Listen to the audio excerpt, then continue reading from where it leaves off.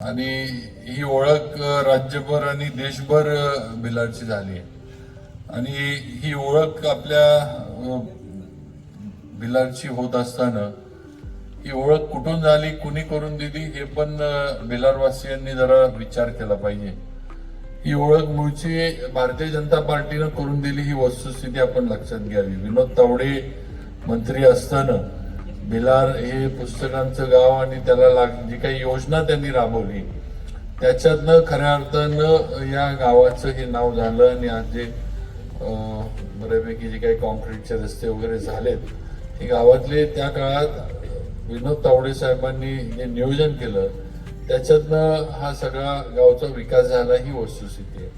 त्यामुळं नक्कीच आमचा भाजप म्हणून एक हक्क म्हणा, एक हट्ट म्हणा आमचा नक्कीच तुमच्यावर राहणार आहे की तुम्ही आम्हाला भिलारवासियांनी सगळ्यांनी भरभरून साथ दिली पाहिजे.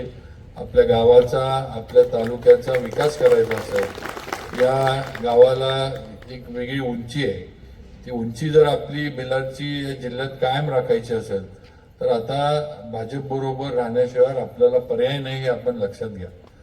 कैलासवासी भिलारे गुरुजी, कैलासवासी आपले बाळासाहेब भिलारे एक वेगळ्या उंचीची आणि एक वेगळ्या उंचीचं राजकारण करणारी मंडळी होती. बाळासाहेब भिलारेंनी या जिल्ह्याचं नेतृत्व केलं. जिल्हा परिषद असेल, जिल्हा बँकेमध्ये लक्ष्मण तात्या असतील, भाऊसाहेब महाराज असतील, मोठमोठ्या लोकांबरोबर त्यांनी काम केलं. विलास काका असतील, सगळ्या अतिशय मोठमोठ्या लोकांबरोबर त्यांनी काम केलं आणि त्यांनी राजकारणाची उंची जी आहे ती कायम ठेवली. आज एवढीच आपल्याला विनंती आहे की सगळ्यांनी आमचे तिन्ही भारतीय जनता पार्टीचे उमेदवार सौ रंजना संजय कदम, भिलार गणाचे आपले उमेदवार सौ सुप्रिया अनिल भिलारे आणि मेट उतरच्या आपले उमेदवार सौ अमीना नदीम शारवान यांना मोठ्या मताधिक्यानं विजयी करावं. साहेबांनी मला वाटतं आता 25-15 आपल्याला 500 कोटी रुपये दिलेत. आपण सुद्धा MSIDCतनं हा आपला पाचगणी महाबळेश्वर किंवा ह्या रस्त्याचं काम आपण दिलं होतं. थोडं कॉन्ट्रॅक्टरचं नियोजन चुकीचं झाल्यामुळं हा रस्ता रखडलाय हे पण मला माहित आहे. पण एक मी आपल्याला या ठिकाणी सांगतो की येणाऱ्या मार्च महिन्याच्या आधी पाचगणी महाबळेश्वर हा जो रस्ता आहे ह्या रस्त्याचं काम जे पीस जो हा आता जो एकदमच खराब आहे तो 100% पूर्ण झालेला असेल. त्याचं जे काही कॉन्क्रिटीकरण वगैरे आहे ते 100% आम्ही PWD विभाग पूर्ण करून घेईल आणि DM साहेबांनी सांगितलं तसं क्वालिटीचं काम आम्ही करू हा शब्द या ठिकाणी मी आपल्याला 100% देतो. कामं महाराष्ट्र शासनाचे 10 कोटी 20 कोटी 15 कोटी मंजूर होतात. पण मंजूर होतात ती कामं घेतं कोण? ती कामं ठेके हे सगळे जे आता निवडणुकीला उभे राहतात ना ते लोक घेतात.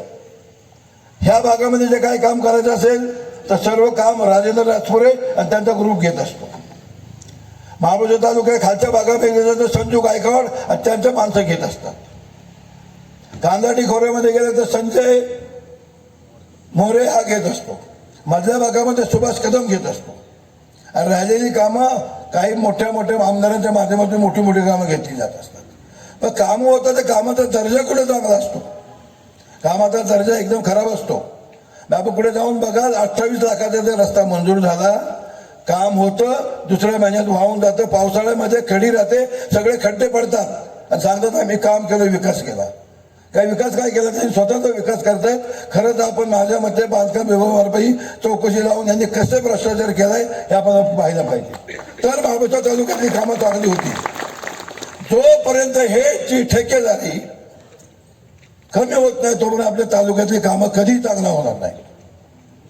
ही मंडळी स्वतःच्या स्वार्थासाठी स्वतःच्या फायद्यासाठी आपल्याला फसवत असतात. दुसरा विषय राहिला राजकारणाचा. राजकारणामध्ये त्यांनी स्वतःचा बरोबर जम बसवून नेलाय. मी तालुक्याचा श्रेष्ठ, मी तालुक्याचा मालक आणि ह्या दृष्टीने त्यांनी आता वर्तवणूक सुरू केलेली. माझी सगळ्यात हात जोडून विनंती, बदला घ्यायची वेळ आलेली आहे. सगळ्यांनी खरं एक व्हा, एक विचार करा. आजूबाजूच्या लोकांना सांगा की हे लोक कुठल्या पद्धतीचे कसे फसवत आहेत आणि दम देऊन त्यांच्यात आम्हाला काय भ्यायची गरज आहे आपल्याला. ते आता मंत्री आमदार काही करू शकत नाहीत. आपले मंत्री श्रीधरराव व्हायचे आहेत, नाही तर येऊन देणारही नाहीत. भिलारमध्ये तोपर्यंत भिलारे गुरुजी होते, सगळे व्यवस्थित चालू होतं. बाळासाहेब भिलारे होते, व्यवस्थित चाललं होतं. आता तेजस्विनी ताई किंवा नितीन दादांनी जिल्हा बँकेला तिकीट मागितलं होतं, जिल्हा बँकेला त्यांना तिकीट दिली, उमेदवारी दिली नाही.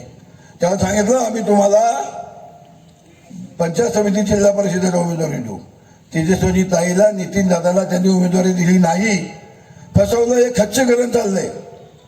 हे खच्चीकरण आपल्याला थांबवायला पाहिजे. तेजस्विनी ताईंच्याकडे आम्ही गेलो, तुम्ही आमच्याकडे भारतीय जनता पक्षाच्या माध्यमातून उभे राहा, तुम्हाला आम्ही उमेदवारी देतो. तर पट्ट्याने अगोदरच जेवून त्यांचा सूचक म्हणून सही घेऊन गेले. हे चुकीचं आहे. आपलं खच्चीकरण झालंय. सर्वांनी शाने व्हा.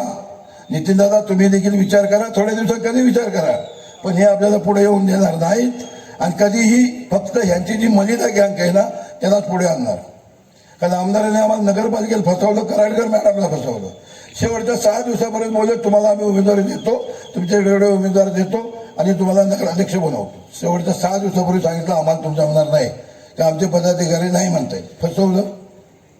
शेवटच्या 6 दिवसामध्ये शिवेंद्र बाबांच्याकडे गेलो, ते म्हणजे भाजपचे तुम्ही उमेदवार उभे राहा. आम्ही चुकी केली.